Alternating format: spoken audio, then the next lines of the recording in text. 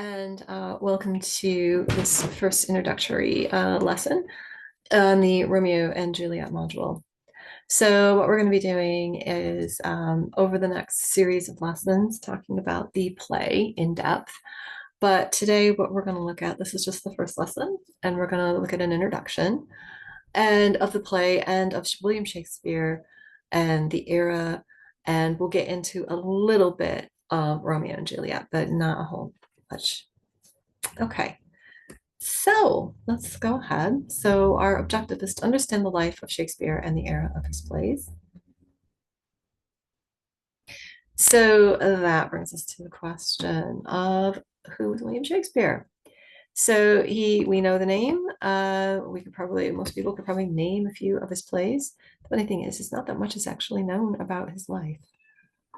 Surprisingly little, considering how well known he is. So we know little about his life. So, but what do we know? Well, we know that he was born in Stratford upon Avon in Warwickshire in 1563. His father was a glove maker and a wool merchant, and his mother, Mary Arden, was the daughter of a well-to-do local landowner. He married in 1582 to a woman named Anne Hathaway, and she was the daughter of a farmer. And the couple had a daughter 7 months later and twins in 1585. So they had Susanna, Judith, and Hamnet. Name might sound familiar. Okay, so some other facts about William Shakespeare. Well, we know that he began as an actor for the Lord Chamberlain's Men. He was also a stockholder in the company. He began to write poetry, creating 154 sonnets. And he also wrote 37 plays, with his first one appearing in 1594. And finally, he produced roughly 2 per year until 1611.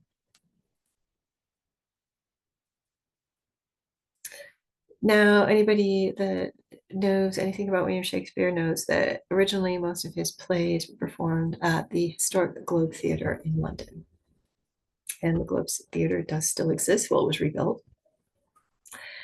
So the original Globe Theatre was built in 1599, and most of Shakespeare's plays were performed there.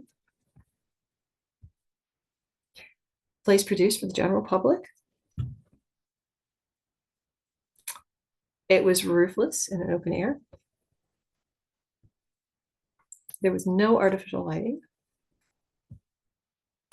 There's a courtyard surrounded by 3 levels of galleries. And much more interaction than today. Yelling and throwing things was allowed. Doesn't that sound like fun? Especially if the play is an absolute lemon. Okay, so the original Globe Theatre burned down twice, once in 1613 and again in 1644. A replica was built in 1997 and is currently in London on the south bank of the Thames River. The wealthy got benches. Groundlings, or poorer classes, they stood and watched from the courtyard, and they had to pay 1 cent to get in. All but the wealthy were uneducated and illiterate. Okay, now, then and now. So here we have a stage setting in the Globe Theatre. And they did things a bit differently back then. There was no scenery. So if you go to a play today, you usually have some kind of scenery. Not then.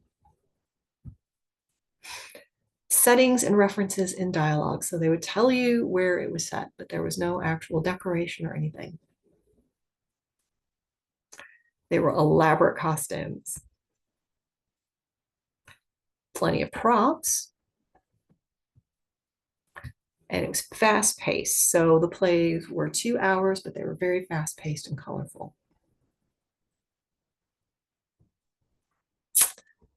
And this is something that might stick in our throats, us being females. They were only actors, no women were allowed. There were only men and boys. So young boys whose voices had not changed played the women's roles. Would have been considered indecent for a woman to appear on stage. The theater was not considered a valid occupation for a woman, so women were not allowed. And this carried on for quite a while. Okay, well, a little bit about where and about Will. So, what kinds of things did he write? Like I said at the very beginning, we can all probably name one or two Shakespeare plays, but you can group these plays into about three different distinct categories. You have your comedies, you have your tragedies, and you have your histories. So, an example of a Shakespearean comedy is Much Ado About Nothing. Some of you may have seen the film, it's very good. A tragedy, one that we're going to talk about, Romeo and Juliet. And then you have your historical plays, Henry V being one of the most famous.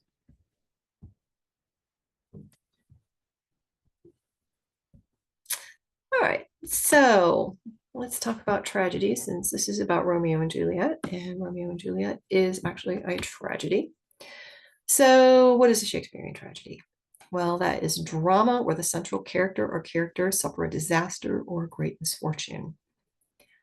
In many tragedies, downfall results from either fate, a fatal flaw or a character flaw, or a combination of those things.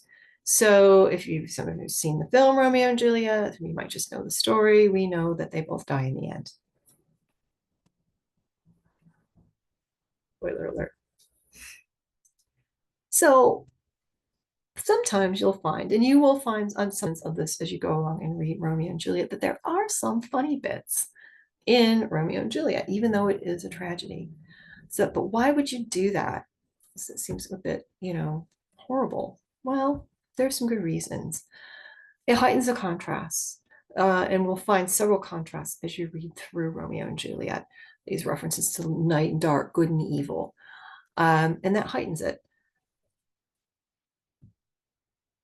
Gives an audience an emotional break. If any of you have ever seen sort of a sad film, the only one that comes to my mind is a film called My Life, and it was about a person who's dying. But there are funny bits in it, because if it's just sadness, sadness, sadness for 2 hours, it's really draining to watch. So it helps break up that monotony of sadness. It makes it a bit more watchable. It diminishes the tensions evoked in the tragic scenes. Okay, and these are cleverly timed, so it doesn't look like you're making fun of the tragedy. It delights the audience. And when integrated with the plot, it can counterpoint and enhance the serious significance. Okay, so this is kind of known as comic relief. And yes, we know comic relief is something else these days, about how the comedians get together every year and raise money for various good causes in the country. But a good quote here from M.H. Abrams: the introduction of comic characters, speeches, or scenes in a serious or tragic work, especially in dramas, comic relief was universal in Elizabethan tragedy. So even though some of these plays have horrific endings, there will be some comedic elements interspersed in.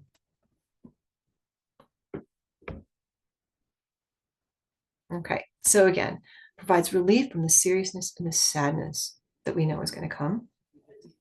It provides contrast from the seriousness.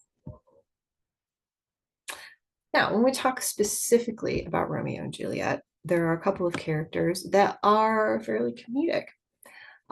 Two comical characters in Romeo and Juliet are Mercutio and the nurse. The nurse is especially comedic.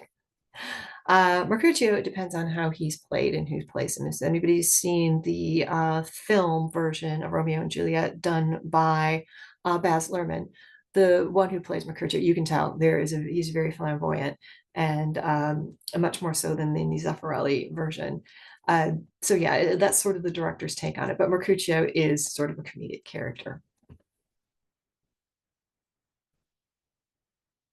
What makes them funny? So what types of things do they throw in here to make these characters funny? Because sometimes when we see the Elizabethan language, it is much harder. for us to get it because they speak so differently.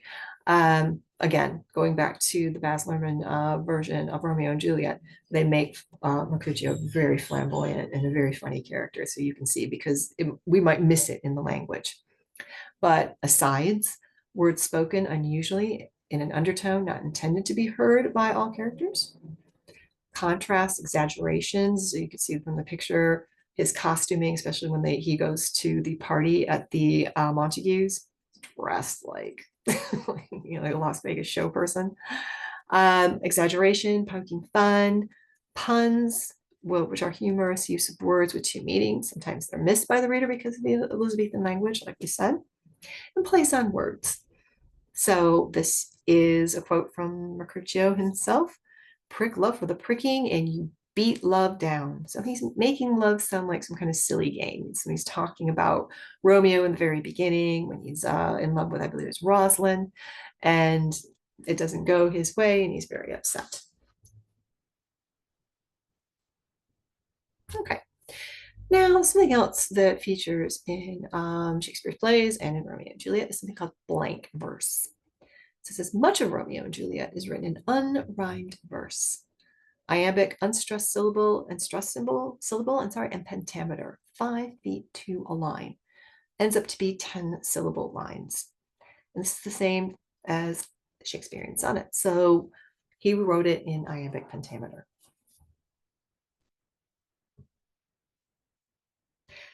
There are also elements of prose. So some characters speak in poetry, the iambic pentameter style or rhythm. Some will speak in prose. This is ordinary writing that is not poetry or drama or song. So only characters in the lower social classes speak this way in Shakespeare's plays.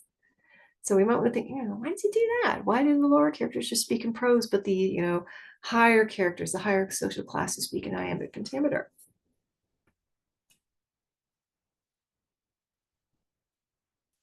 Okay. Right. So we know a little bit about Shakespeare. We know a little bit about some of the characters and some of the things that he uses in the plays.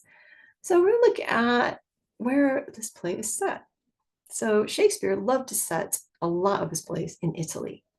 Who would? Beautiful place, warm weather. Romeo and Juliet is in Verona. I've been there. Beautiful place. It's in Mantua, which is a region. It's set in about the 13th or 14th century.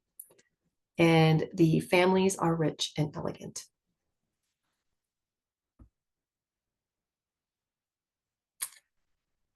Now, Romeo himself.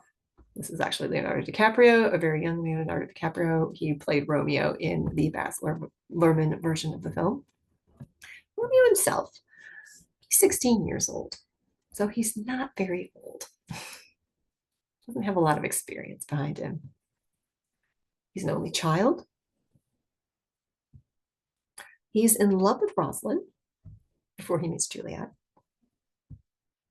He's impulsive. And eventually he is exiled from Verona. And now we have Juliet, who's known as the tragic heroine. That is Claire Danes, who played Juliet in that version of the film. And Juliet is only 13 years old. Now we might think, wow, that's young. And it actually was quite young, even for that era. I think women tended to marry more close to 16 or 17. She is also an only child. She's very innocent, very naive, but she's got a very independent mind. Okay, so that's Romeo and Juliet. Those are two main big characters.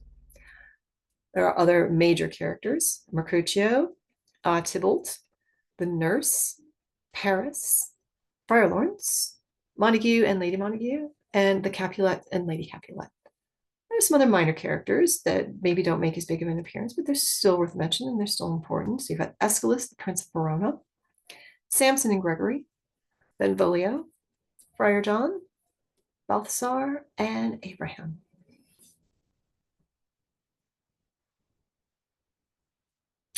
Okay, Now, as we start to into the mechanics of the play, there are a couple of types of characters in Shakespeare's plays.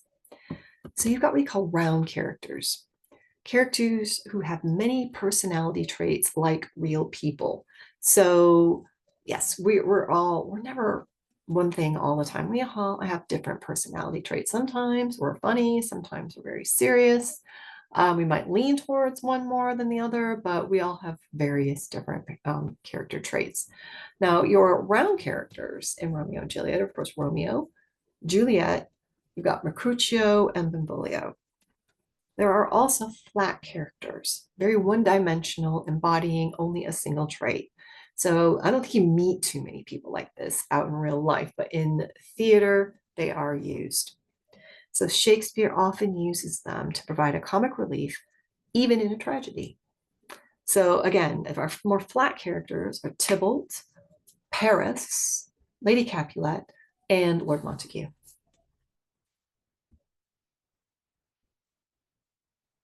Now there's other features.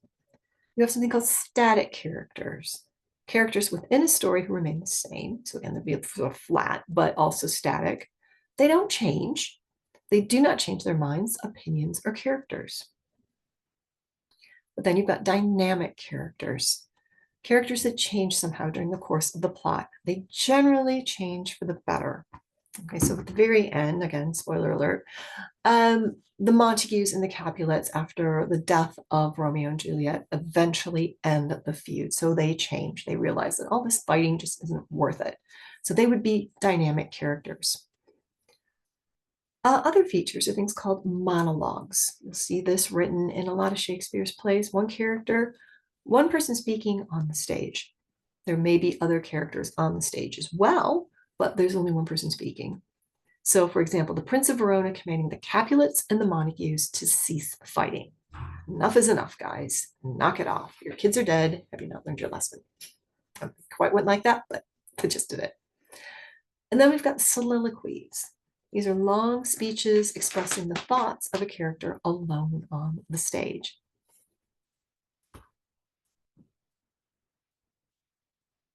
Okay. As you start to read Romeo and Juliet, there are several things to look out for.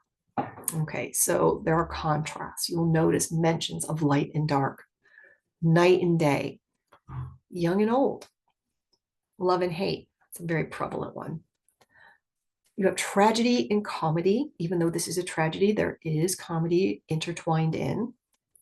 You also might want to think about contrast between illusion and reality, and between the characters, between Romeo and Mercutio, the nurse and Lady Capulet, and the nurse and Mercutio.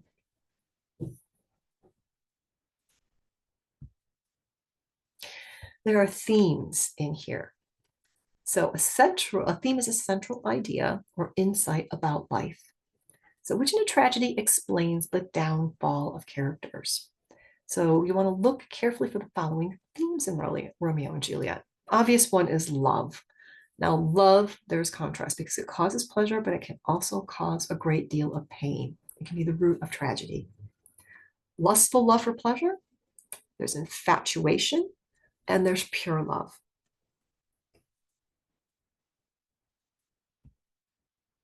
There's also hate.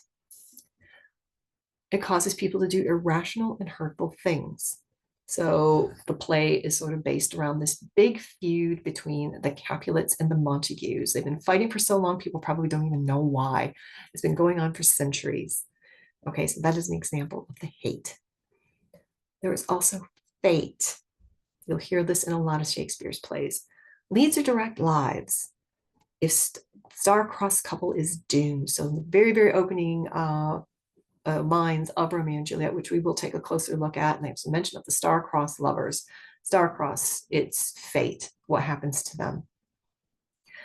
One of the things is that the letter never reaches Romeo. When we read the play, you'll learn that he sends a letter to tell Juliet of his plan, and they never get it. Fate is against Romeo and Juliet. They try their best, it just doesn't work out. Okay, so like I said, We're going to take a look at the very opening lines of Romeo and Juliet. And we're just going to look at examples of foreshadowing, telling the future, hints of what's going to happen in the play. Now, the prologue tells that Romeo and Juliet are star-crossed lovers, talking about the horoscope and about how this was written in the stars, this was going to happen. Well, there's clues that confirm Romeo and Juliet will have an unhappy ending. So I'll read through. It says, two households, both alike in dignity, in fair Verona, where we lay our scene, from ancient grudge break to new mutiny, where civil blood makes civil hands unclean. From forth the fatal loins of these two foes, a pair of star-crossed lovers take their life, whose misadventure piteous overthrows, do with their death bury their parents' strife. The fearful passage of their death marks love, and the continuance of their parents' rage, but with their children's end naught could remove, is now 2 hours traffic of our stage. The which if you with patient ears attend, what here shall miss, our toil shall strive to mend. Okay, so that's just an introduction of what's going to happen. And you can see outlined in red, you have got some clues as to what's going to happen to them. New mutiny. So there's an ancient grudge, but when they meet, there's this whole new thing that sets things off. From forth the fatal loins, fatal, that word fatal, meaning death. The pair of star-crossed lovers take their life. So they're in love, they take their lives. Do with their death, bury their parents' strife. So with their death, finally, we know that they're going to die, but then the families finally say enough's enough. Again, the reference to their death marked love, they're in love, but it's just marked with death. But their children's end, again, their children's end to their life. Okay, so there's all these little hints of what might happen to Romeo and Juliet in the very beginning.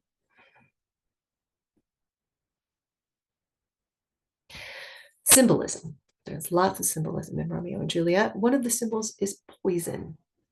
Now, we know that the poison is representative of many things. We think of poison as something very dangerous. If we take it, we can get very ill. We can even die if we take too much of it. Now, the poison is kind of, it's got a dual effect. It's good and it's evil.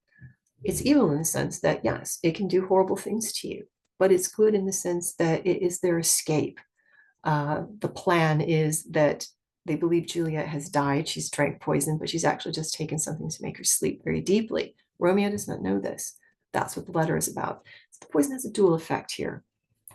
A natural substance, lethal by humans. Poisons are natural. Well, there's chemical poisons, but they plant-based, they grow in nature. They're there. We know to avoid them, but they're not going to bother us. Human society poisons good things. Okay. Romeo and Juliet's love is poisoned. Okay, so they're in love, but unfortunately, the situation with their families absolutely hating each other means that this love is poisoned. It's doomed. There's symbols and there's mood as well. Okay, so again, thumb biting. I bite the thumb at you. Do you bite your thumb at me? That's in one of the opening scenes. Thumb biting was considered kind of like today, if you give 2 fingers up to somebody, it's an insult. So flicking the thumbnail, it's an insult, foolishness of the feud between families. So they're going around biting their thumbs at each other. Like, grow up. The love between Romeo and Juliet equals happiness, but Verona equals ugly, harsh, cruel because of the feud, and the end of Romeo and Juliet, which is going to be tragic. Okay, so that's kind of the introduction and the information that you kind of need to be aware of as you are reading through Romeo and Juliet. So again, as I promised, we are going to do an exam question. We're going to look at doing a piece of one, okay, just to get you in the frame of mind for when you actually approach one of these. Now, depending on what exam board you do, Shakespeare usually is a 30, 40 mark question. It's a big one. Okay, we're just going to look at how to make maybe a little paragraph or something to get us started. But what you'll often get is an extract from the play, and you'll be asked a question based on that extract. All right, so we're going to take those lovely lines from the very beginning. So using the extract, demonstrate how Shakespeare foreshadows the death of Romeo and Juliet. So we talked about foreshadowing, talked about a couple of the hints in there. So I've made some notes here. It says Shakespeare foreshadows the death of Romeo and Juliet in the following way. So you've got a little sentence starter there. So we've got star-crossed equals fate. It means it's inevitable. Death is inevitable. So we can make the connection that by saying they're star-crossed lovers, what's going to happen to them is beyond their control. It's fate. Okay, so if we, let me just stop the share very quickly and bring up a new slide.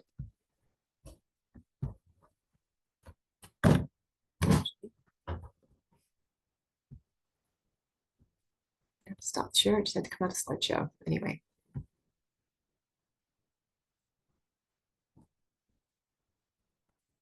I'll share it again. Okay, so here, we'll pop a new slide on here.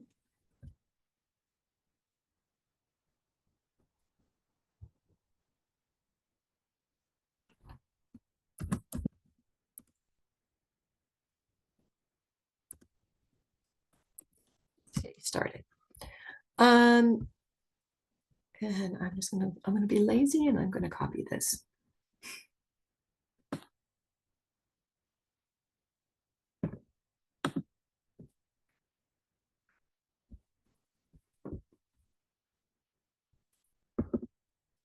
Okay, so we've got Shakespeare foreshadows the death of Romeo and Juliet in the following ways. I might just say way.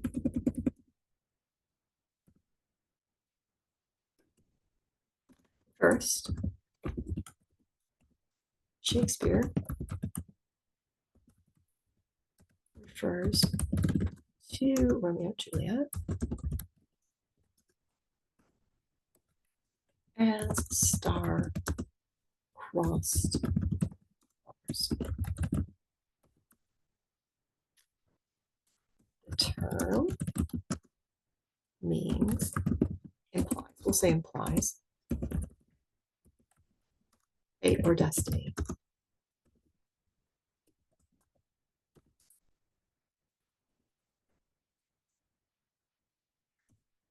What happens to Romeo and Juliet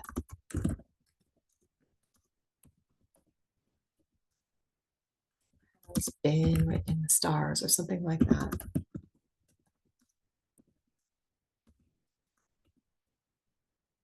Not stars. Shakespeare places this play to tell us to, I would say, inform the audience. Oops.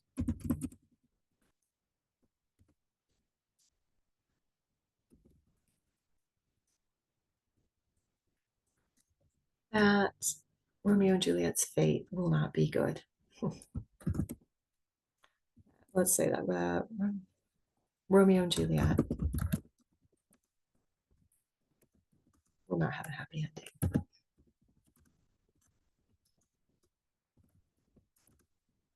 Okay. So that is actually a decent paragraph to begin your sort of 30-mark question. Okay, so that is star-crossed lovers. What you can do is you can go back to, we'll go back to the opening lines. And if you want to replay or go through the PowerPoint, have a look at some of these that are written in red. I did star-crossed lovers, do with their death or their death marked love. Have a look at those bits as well, because those are also foreshadowing the death, what's going to happen. And use those as clues as to how Shakespeare foreshadows what's going to happen. Okay, right. I hope that is beneficial. So the next lesson, we will actually get into the play, the reading, probably Act 1, at least Scene 1, but probably we might be combining a few of the scenes. So I will see you next time. I hope you enjoyed this lesson and get ready to start reading and dissecting Romeo and Juliet. Thank you.